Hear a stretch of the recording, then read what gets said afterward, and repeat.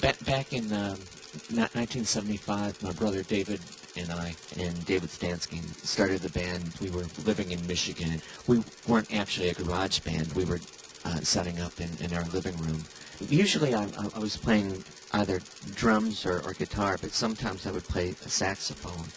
And then my brother David would be on drums, and then David Stansky would be playing guitar. I don't know where David Stansky is now. I had heard that he was living in Kalamazoo, working as a mailman, and I did send a letter to him, but it was later returned to us, and it seemed kind of odd to me that here he is a mailman, and the postal people in Kalamazoo could not find one of their own workers.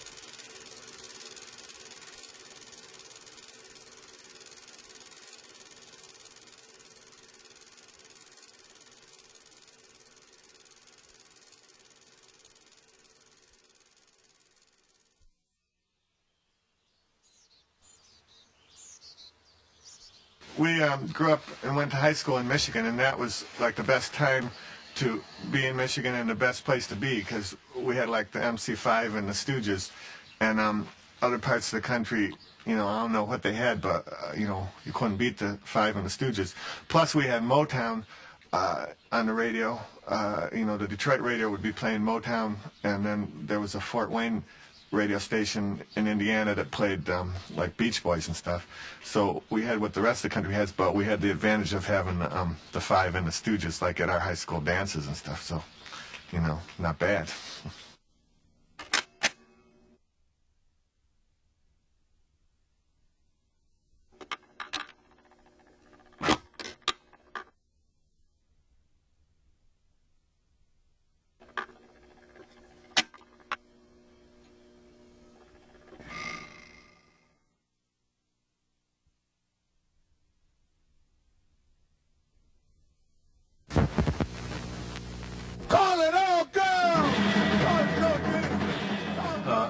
I can remember where I was when Kennedy was shot.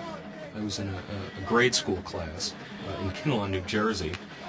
And I can also remember where I was when I first heard Half Japanese. Would have been in the offices of New York Rocker fanzine. It was sort of a newspaper that ran in New York in the late 70s. And a lot of people had heard about Half Japanese because they'd taken out a series of ads in Trouser Press and places like that. And there were obviously a couple of weird-looking guys who were putting out records. And people were shy about sending a few bucks off to find out about them. So they mostly stayed an unknown quantity. Well, one day, in the New York Rocker office was a magazine that I was writing for.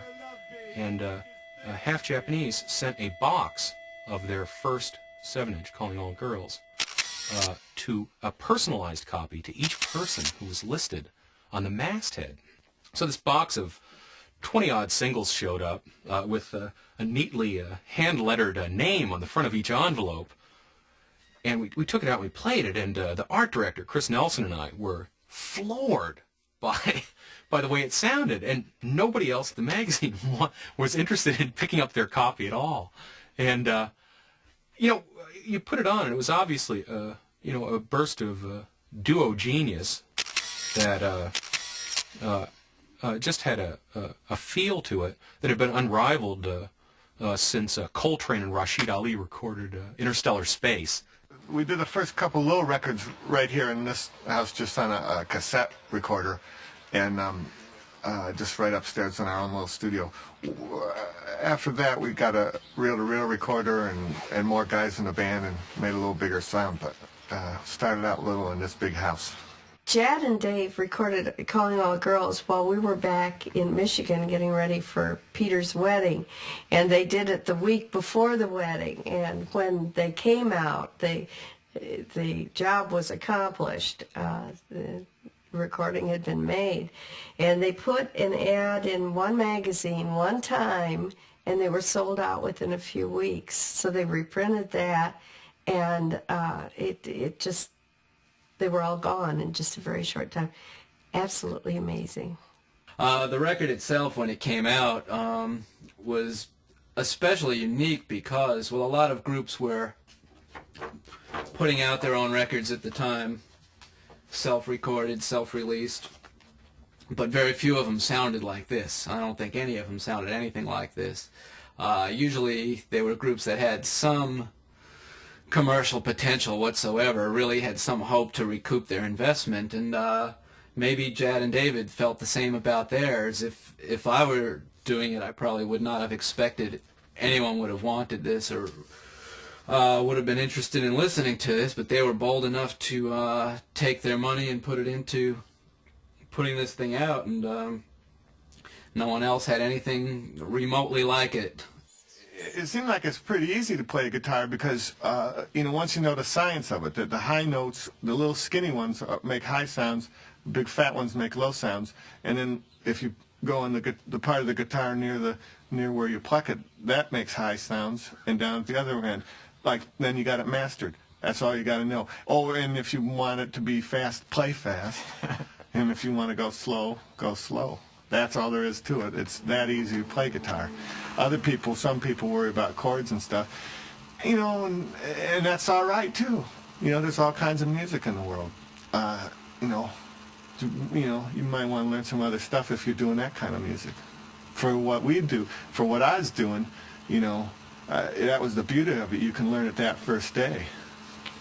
Well, yeah, you do need chords in order to plug the guitar in, but Yeah. That's pretty much it.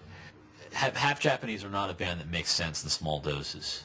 That's my feeling. They're not a band that you can really comprehend everything they're about just by listening to a song here or there as part of a mixtape. I mean, certainly they can be enjoyed like any other band on earth, but I think it to really appreciate what they've done, I think it requires more commitment from the listener. I think you need to give yourself a good 5 or 6 hours in a row of just listening to Half Japanese and thinking about Half Japanese, and you should be alone while you're doing it. You shouldn't be washing dishes or vacuuming or reading a book. You should just be concentrating on Half Japanese, imagining that that you're in the room while they're performing, except you shouldn't make any sudden movements or use a flash camera sort of disturb them. I mean, I think that's the way to listen to Half Japanese.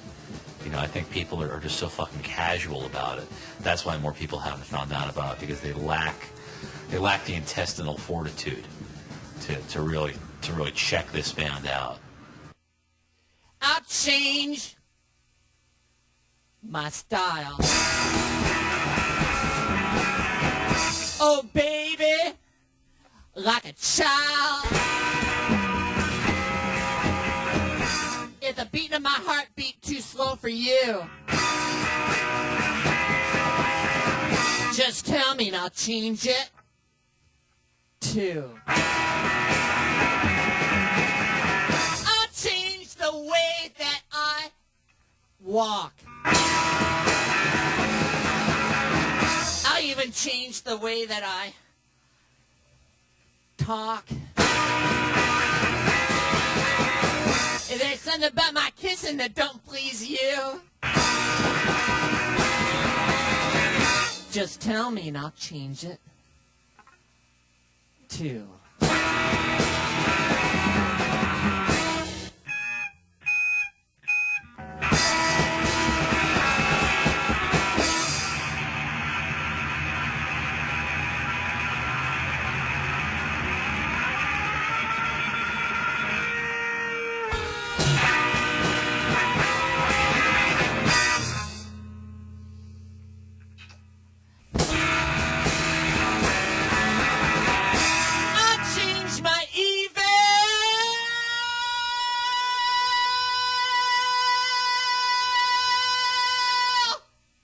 Ways.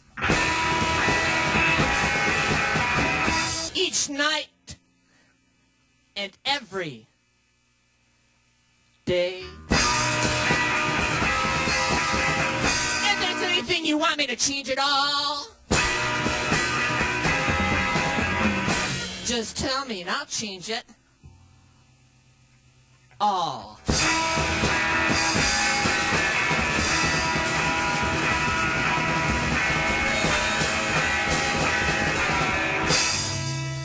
Some people think that it is